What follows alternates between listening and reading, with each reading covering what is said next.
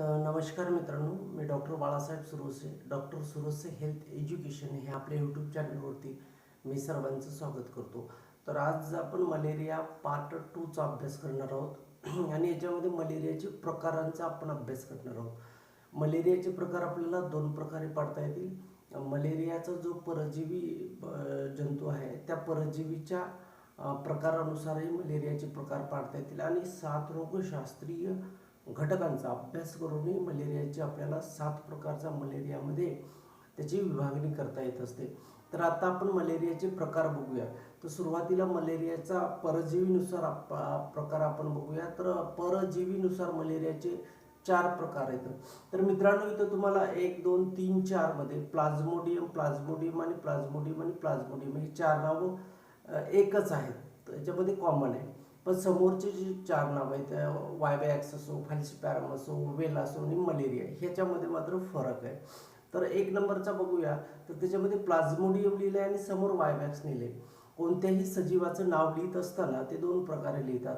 तर सुरुवातीला त्याचं जिनसचं नाव लिहिलं जातं आणि नंतर लिहिलं जातं ते स्पीसीज म्हणजे जाती. तर इथं प्लाझ्मोडियम ही जिनस आहे आणि वायवॅक्स ही त्याची जाती आहे. तर अशा प्रकारे सजीवाचं नाव लिहिलं जातं. तर इथं बघा, परजीवीनुसार मलेरियाचे 4 प्रकार पडाले. तर कोणते आहेत? Number 1 Plasmodium vivax, number 2 Plasmodium falciparum, number 3 Plasmodium ovale आणि नंबर 4 प्लाझ्मोडियम मलेरी. तर हे परजीवीचे जे नावं आहेत त्या नावानुसारच मलेरियाचे 4 वेगवेगळे प्रकार केलेले आहेत आणि 4 वेगवेगळ्या परजीवीच्या नावानुसारच त्याची ट्रीटमेंट पण बदललेली आहे किंवा वेगळी पाहायला आपल्याला मिळते. तर सुरुवातीला पाहूया आपण प्लाझ्मोडियम वायवॅक्स. तर प्लाझ्मोडियम वायवॅक्स हा सर्वसामान्यपणे आणि अधिक प्रमाणामध्ये आढळणारा हा मलेरिया आहे आणि या मलेरियाला दुसरं नाव आहे बिनाईन टर्शियन मलेरिया. तर बिनाईन या शब्दाचा अर्थ होतो सौम्य किंवा घातकी नसलेला, डेंजर नसलेला, आपल्या शरीराला जो घातकी नाही आहे किंवा शरीराला डेंजर नाही आहे, म्हणजेच तो आपल्या शरीरामध्ये जी गुंतागुंत किंवा कॉम्प्लिकेशन निर्माण करणारे ती गुंतागुंत आपल्याला घातकी नसणार आहे. आणि हा घातकी नसल्यामुळे याला बिनाईन पण म्हटलं जातं आणि टर्शियन म्हटलं जातं. टर्शियन ही याचा अर्थ असा की ह्याची जी ताप येते ती 48 तासानंतर म्हणजे प्रत्येकी तिसऱ्या दिवशी येत असल्यामुळे याला टर्शियन म्हटलेलं आहे. ठीक आहे. ह्या मलेरियाचं विशेष गोष्ट म्हणजे याच्यात रिलॅप्स असतो. म्हणजे हा मलेरिया एकदा झाल्यानंतर परत 3 वर्षाला व्यवस्थित जर पूर्ण ट्रीटमेंट नाही घेतली असेल तर तो परत पण येऊ शकतो. तर प्लाझ्मोडियम वायवॅक्स हा बिनाईन टर्शियन मलेरिया आहे, म्हणजे घातकी नसलेला, सौम्य आणि प्रत्येकी तिसऱ्या दिवशी 48 तासानंतर ताप येणारा मलेरिया आहे, ज्याच्यामध्ये रिलॅप्स असतो. म्हणजे हा मलेरिया 3 वर्षानंतर व्यवस्थित ट्रीटमेंट घेतली नाही तर परत होऊ शकतो. ठीक आहे. तर 2 नंबरचा जो आहे तो प्लाझ्मोडियम ओवेल. तर मित्रांनो, प्लाझ्मोडियम ओवेल हा प्लाझ्मोडियम वायवॅक्स सारखाच मलेरिया, हा पण ओवेल टर्शियन मलेरिया याला म्हणतात. टर्शियन म्हणजे याची ताप 48 तासानंतर तिसऱ्या दिवशी येते. पण हा जो आहे वायवॅक्स जसा सर्वसामान्यपणे मलेरिया आढळतो हा तसा आढळत नाही. फारच कमी प्रमाणामध्ये याचे रुग्ण आपल्याला सापडतात. पण वायवॅक्स मलेरियामध्ये जो रिलॅप्स होता किंवा परत तो होणार होता तर 3 वर्षानंतर जो होतो तर सेम प्लाझ्मोडियम ओवेलमध्ये पण ती घटना घडते. म्हणजे वायवॅक्स आणि ओवेल दोन्ही मलेरियाची ट्रीटमेंट जर आपण व्यवस्थितपणे दिली नाही तर हे 2 प्रकारचे मलेरिया मात्र 3 वर्षानंतर परत होऊ शकतात.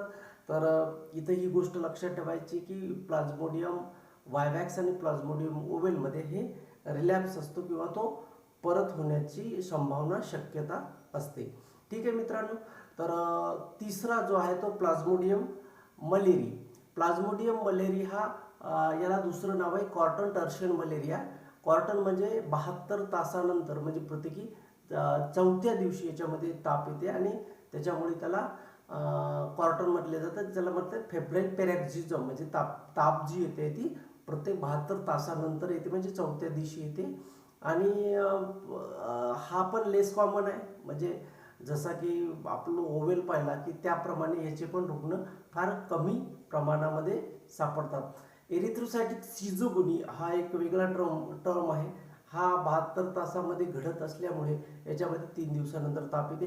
ॲक्च्युली एरिथ्रोसायटिक सीझोगोनी काय आहे, तर जेव्हा मी तुम्हाला परजीवीची लाईफ सायकल सांगेल किंवा परजीवी जंतूचं जीवनचक्र सांगेल, त्यावेळेस हा मुद्दा जो एरिथ्रोसायटिक सीझोगोनी आहे तो व्यवस्थितपणे तुम्हाला एक्सप्लेन करेल. फक्त सध्या एवढं लक्षात ठेवा की एरिथ्रोसायटिक सीझोगोनी 72 तासाची असते प्लाझ्मोडियम मलेरियामध्ये. ठीक आहे. आणि चौथ्या प्रकारचा जो की अत्यंत घातक प्रकारचा मलेरिया असतो, ज्याचं नाव आहे प्लाझ्मोडियम फाल्सिपॅरम. ठीक आहे मित्रांनो, वायवॅक्सचे रुग्ण सर्वाधिक अधिक असतात, तर सेकंड नंबरला जास्त प्रमाणामध्ये रुग्ण मात्र हे प्लाझ्मोडियम फाल्सिपॅरमचे असतात. आणि हा मलेरियाला मॅलिग्नंट म्हटलेले. मॅलिग्नंट म्हणजे तो घातकी मलेरिया आहे. म्हणजे याचे जे काही गुंतागुंत झालेली असेल, कॉम्प्लिकेशन झालेले असतील, तर त्यामध्ये मृत्यू होण्याची शक्यता अधिक प्रमाणात असते. आणि सर्व मलेरियामध्ये घातकी मलेरिया असल्यामुळे त्याला मॅलिग्नंट म्हटलेले. टर्शियर म्हणजे परत तेच की 48 तासानंतर म्हणजे प्रत्येकी तिसऱ्या दिवशी ताप येऊ शकते. पण हा जो मलेरिया आहे याच्यामध्ये ताप 48 तासानंतर येऊ शकते, 36 तासानंतर येऊ शकते, किंवा 24 तासानंतर म्हणजे 1 दिवसानंतर येऊ शकते. किंवा याचा असंही म्हणता येईल की याचा असा फिक्स पॅटर्न नाही आहे तापेचा, की ती कधी पण येऊ शकते. ठीक आहे. तर अतिशय घातक प्रकारचा मलेरिया आहे, ज्याचं नाव आहे प्लाझ्मोडियम फाल्सिपॅरम. मित्रांनो, अगोदर आपण जे प्रकार पाहिले ते मलेरियाचे जे जंतू होते त्या जंतूच्या नावावरनं त्यांचे प्रकार पाहिले.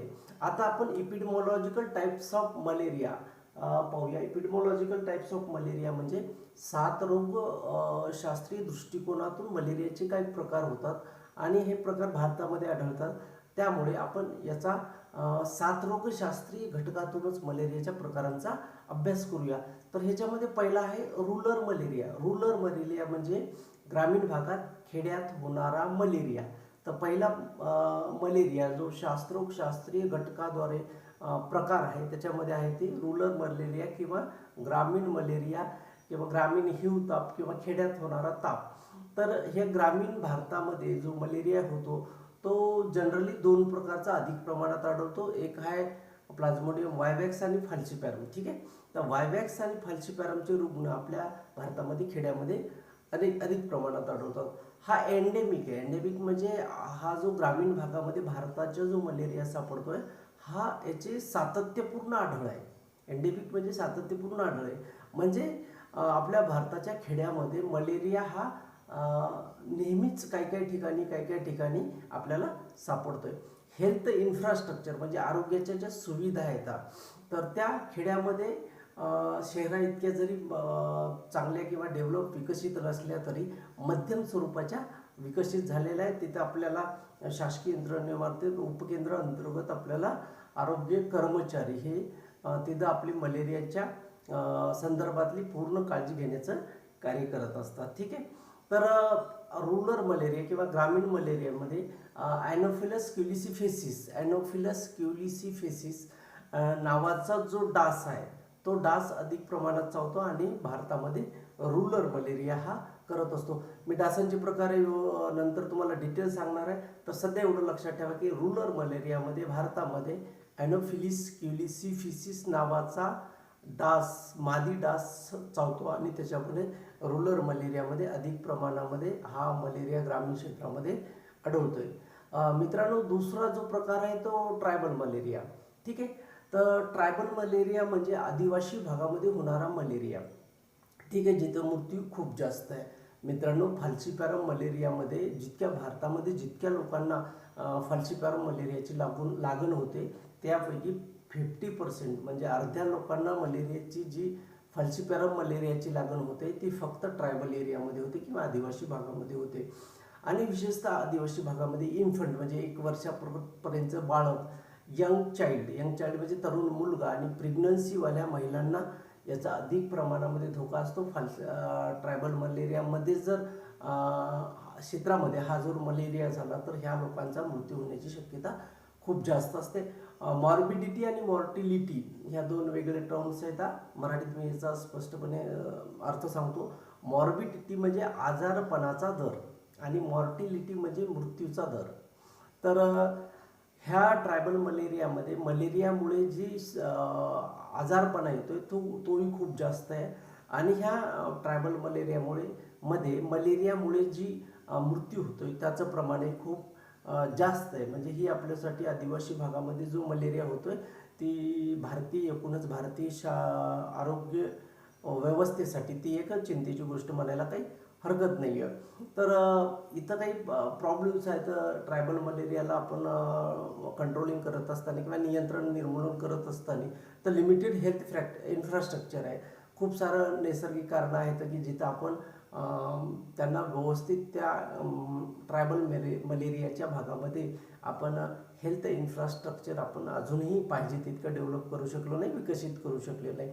ड्रग्स सप्लायचा प्रॉब्लेम्स आहे, ठीक आहे.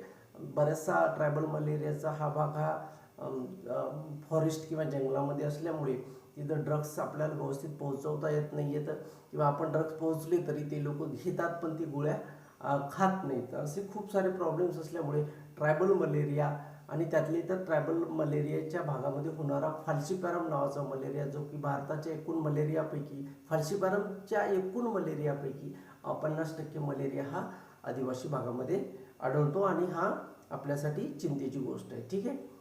बॉर्डर मलेरिया म्हणजे काय मित्रांनो, की महाराष्ट्राची आणि छत्तीसगडची बॉर्डर असो, महाराष्ट्राची आणि गुजरातची बॉर्डर असो, महाराष्ट्राची कर्नाटकाची बॉर्डर असो, म्हणजे राज्यांच्या बॉर्डर्स असतो किंवा भारत पाकिस्तान भारत बांगलादेशची बॉर्डर्स असो, तर ह्या बॉर्डर्सवरती काय होतं की खूप सारा मलेरिया आपल्याला पाहायला सापडतो. आणि हा जो मलेरिया आहे हा हाय ट्रान्समिशन बेल्ट आहे, म्हणजे उच्च प्रसार दर असणारा एरिया आहे, ठीक आहे. तर इंटरनॅशनल बॉर्डर्स असो किंवा स्टेटची बॉर्डर्स असो, राज्याची बॉर्डर्स असो किंवा आंतरराष्ट्रीय देशांची बॉर्डर्स असो, ह्या एरियामध्ये आपल्याला अधिक प्रमाणचे रुग्ण मलेरियाचा प्रसार झालेले पाहायला मिळतात. त्याच्यामध्ये महत्त्वाचं कारण असं आहे की मिक्सिंग ऑफ पॉप्युलेशन्स आहे. ह्या राज्याची लोक त्या राज्याच्या त्या बाउंड्रीवरती आतमध्ये प्रवेश करतात किंवा त्या राज्याची लोक त्या राज्यामध्ये प्रवेश करतात आणि जो मलेरिया पॉझिटिव्ह रुग्ण असेल त्याच्यामुळे तो एकामुळे दुसऱ्याला मलेरिया होतो. पुअर ॲडमिनिस्ट्रेटिव्ह कंट्रोल, प्रशासकीय व्यवस्था तुम्हाला माहिती आहे की राज्याच्या बाउंड्रीवरती असो किंवा आंतरराष्ट्रीय बाउंड्रीवरती असो, जे प्रशासनानं म्हणजे लोकांच्या हितासाठी जे काम करत असतं ते जे आपल्याला मध्य भारतामध्ये किंवा महाराष्ट्राच्या बॉर्डर सोडून इतर एरियामध्ये जे व्यवस्थितपणे आपल्याला प्रशासकीय यंत्रणा पाहायला मिळते, तशी यंत्रणेमध्ये थोडीशी कमकुवतपणा नक्कीच असतो आणि त्याचा दुष्परिणाम असा होतो की बॉर्डर एरियामध्ये मलेरियाचा प्रसार हा आपल्याला अधिक प्रमाणामध्ये आढळतोय. आता आपण पाहूया नंतरचा प्रकार, त्याच्यामध्ये फॉरेस्ट मलेरिया. फॉरेस्ट मलेरिया म्हणजे हा मलेरिया जंगलाच्या भागामध्ये आढळतो आणि जिथं जंगल असतं किंवा नुकतंच जंगल होतं आणि आपण तिथं झाडतोड केलेली आहे आणि त्याच्या आजूबाजूला जर आपण राहायला गेलो किंवा तिथं वस्ती करून राहत असो तर त्या एरियामध्ये जो आपल्याला मलेरिया होईल त्या मलेरियाला आपण फॉरेस्ट मलेरिया म्हणतो.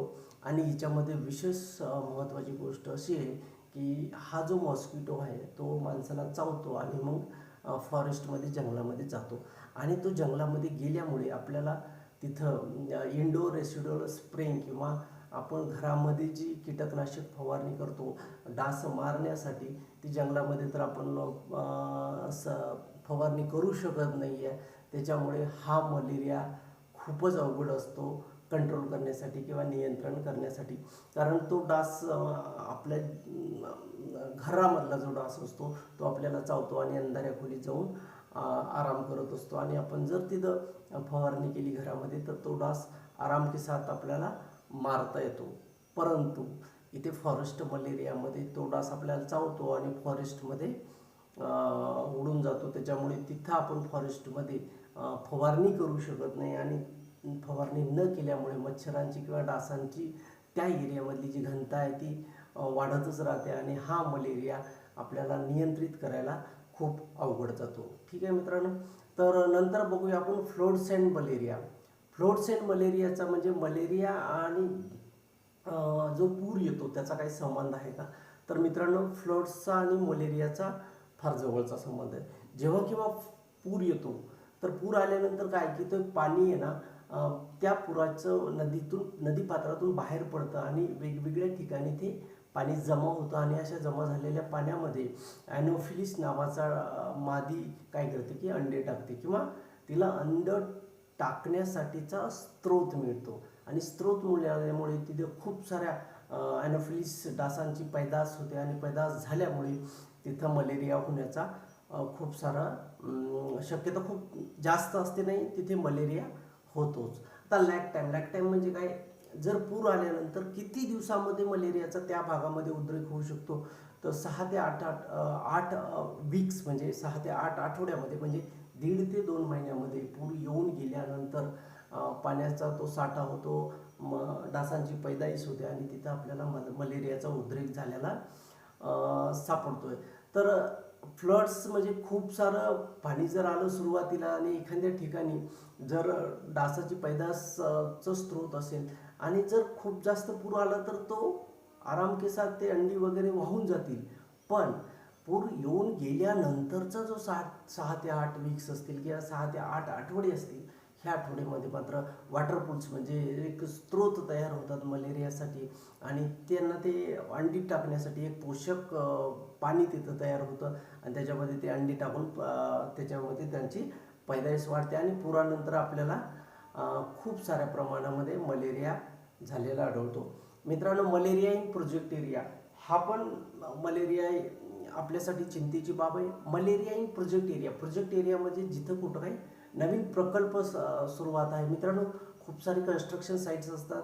महाराष्ट्र शासन असो की सपोज महाराष्ट्र शासनाचे काही त्यांना पूल्स बांधायचे आहे किंवा धरणं बांधायचे आहे किंवा सेंट्रल गव्हर्नमेंटचे काही रेल्वेचे प्रोजेक्ट्स असतील, तर तिथे खूप सारे कामगार एकत्र येतात आणि तिथं ते छोटीशी झोपडी करून राहतात आणि त्यांना पाणी लागतं दैनंदिन वापरासाठी आणि तिथं पाणी ते तिथंच साचलं जातं आणि त्या पाण्याच्यामध्ये मलेरियाच्या ॲनोफिलिस डासाची पैदाइश होते आणि ते पोषक वातावरण बनतं.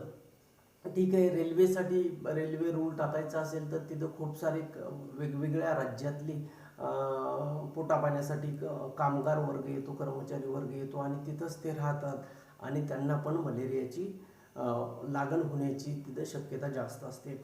एक तर ते खूप वेगवेगळ्या राज्यातून येत असल्यामुळे त्यांचं मायग्रेशन होतं आणि ते जर ते एंडेमिक किंवा सातत्यपूर्ण आढळणाऱ्या भागातून आले असतील आणि त्यांना जर तिथं मलेरियाची लागण झालेली असेल तर तो वेगळ्या राज्याच्या लोकांना पण ते मलेरियाचा प्रसार करू शकतात.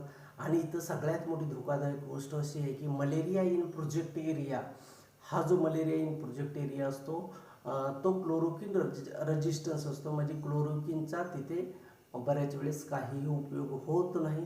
ती औषधी व्यवस्थितपणे त्या प्रोजेक्ट एरियामधल्या मलेरियावरती काम करत नाही आहे. त्यामुळं ही खूप मोठी चिंतेची बाब आहे की जिथं काही कन्स्ट्रक्शन साईट्स असतील तर तिथं साचणाऱ्या पाण्यामुळे आपल्याला प्रोजेक्ट एरियामध्ये मलेरिया झाल्याला दिसतो आपल्याला. मित्रांनो, दुसरी गोष्ट अशी आहे की एक अर्बन मलेरिया पण पाहायला भेटतो. भारताच्या एकूण मलेरियापैकी 80% मलेरिया हा अर्बन साईटमध्येच पाहायला भेटतोय आणि याचं खूप सारे कारणं देता येते की दाटवाटीची वस्ती आणि तिथंच सांडपाण्याची व्यवस्था नसणे किंवा जी पाईपलाईन सप्लाय असते त्याच्यामध्ये लिकेजेस असणे आणि लिकेज झाल्यामुळं ते पाणी तिथं साचून राहतं आणि तिथं डासांची पैदाइश होते. तर अर्बन मलेरियाचा पण खूप मोठा वाटा हा भारतातील मलेरियामध्ये आहे आणि याच्यासाठी ॲनोफिलस स्टेफेन्सी नावाचा एक डास आहे आणि ह्या डासामुळे अर्बन मलेरिया किंवा तो जो अर्बन एरियामधला जो भाग आहे त्या भागामध्ये तो मलेरिया करत असतो. तर मित्रांनो, अशा प्रकारे आपण मलेरियाची परजीवीनुसार 4 प्रकार पाहिले आणि त्याच्यानंतर आपण एपिडेमॉलॉजिकल टाइप्स ऑफ मलेरिया किंवा साथरोगशास्त्रीय घटकाद्वारे आपण मलेरियाचे पण 7 प्रकार पाहिलेले. तर अशा प्रकारे हा मलेरियाचा टॉपिक झालेला आहे. याच्यानंतर मी मलेरियाच्या संदर्भामध्ये पार्ट 3 मध्ये तुम्हाला खूप महत्त्वपूर्ण आणि मलेरियाचा जो परजीवी आहे त्याची लाईफ सायकल मराठीमध्ये आणि खूप सोप्या शब्दामध्ये तुम्हाला एक्सप्लेन करून सांगेल. तर धन्यवाद मित्रांनो, हा माझा इथेच व्हिडिओ संपतोय. नक्कीच डॉक्टर हेल्थ एज्युकेशन माझ्या चॅनलला तुम्ही सबस्क्राईब करा, लाईक करा आणि व्हिडिओ आवडला असेल तर कॉमेंट करा, शेअर करा. Okay, thank you.